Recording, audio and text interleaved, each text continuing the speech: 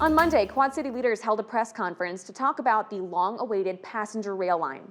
Right now, $177 million in federal funding for this project will run out next summer. Now, for years, the plan was to run the train direct from Chicago to Moline.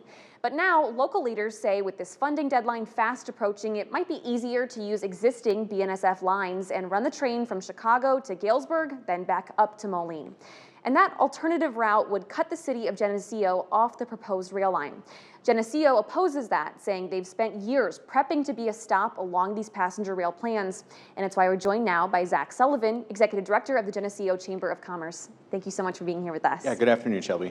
All right, why don't we start off with these passenger rail plans? They've been in the works for about 15 years now. How has Geneseo been preparing to be a stop along the way? Yeah, so in Geneseo, we're very excited about the prospect of hosting a high-speed passenger rail stop in Geneseo that will bring tourists and visitors to Geneseo to explore our downtown, shop in our stores and our restaurants, and we have a very walkable downtown. So we believe we have something very attractive to offer the rail passengers, and that's where we see the benefit. And then plus people will be coming to Geneseo to utilize the passenger rail to travel either to the Quad Cities or to Chicago. So it's a win-win for everyone involved to have a stop in Geneseo. So Geneseo sees this as a win. How has the city been preparing for this? Yeah, so a few years ago, the city made a significant investment in clearing out a spot of land to host a platform along the route.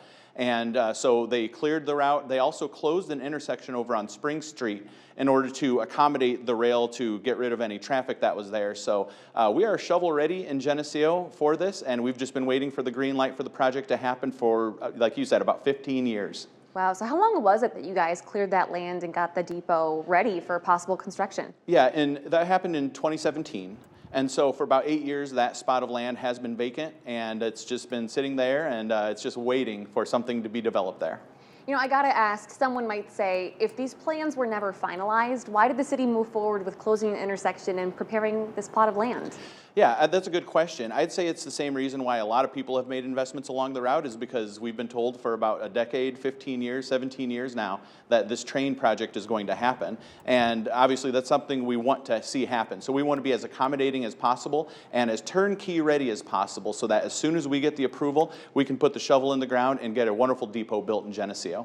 Okay, so on Monday, Quad City leaders, Moline's mayor says, yeah, actually, we might have an alternate route instead, just because there is such a fast approaching deadline for this money, and these rail lines are already built and existing. So when did you find out about that? Through the press conference? Yeah, we found out through the press conference, and we were pretty surprised to hear that in Geneseo City Hall, given the amount of time that Geneseo has been discussed as a potential stop on the route. Obviously, that's good news for Moline, right? Because any way that they can get a train here with the investments that Moline has made, that's going to be a major win for them. But an alternative route then cuts Geneseo out of the route, and that's where we wanted to say something about that, is because we feel like the best route and the most time-efficient route goes straight through Geneseo. And so, you know, we were surprised to find out, and so that's why we're here, is to reiterate our support for the original line and working with the Iowa Interstate Railroad to make that happen. So what happens if the state does move forward with an alternate route that goes Chicago, Galesburg, Moline? What does Geneseo do with this land? Yeah, so like I said, it's shovel ready, so really the plan is to develop it into businesses and fill right up. We've had a lot of full and occupied businesses and storefronts in Geneseo. We're very fortunate, and that's because of the hard work that the city puts in, all of our awesome and amazing business owners and our store owners. And so business is going good in Geneseo, and so we'd like to build a development there that brings in more business, more jobs, and to do something with it because it will fill up in Geneseo. And so that's kind of the plan in case a train doesn't come through. All right, last question for you, Zach, is have you been in contact with the Iowa Interstate Railroad? No, we haven't been in contact, but we work with them a lot. For example, Iowa Interstate Railroad brings a locomotive engine to Geneseo during our annual Trains, Planes, and Automobiles car show to let people get an up-close view of the train, as well as give out information about train safety and railroad careers. And plus, Iowa Interstate Railroad plays a major role in our agricultural economy in Henry County, transporting grain and ethanol and working closely with the ethanol plant in Anawan. We're really big fans of what they do at the Iowa Interstate Railroad, and I know it's been kind of a difficult negotiation with them. And if it's a matter of who they're negotiating with, we're happy to talk to them in Geneseo and take the ball and get this thing to the goal line because now is the time. All right, Zach Sullivan, thank you so much for being here with us. Thank you, Shelby.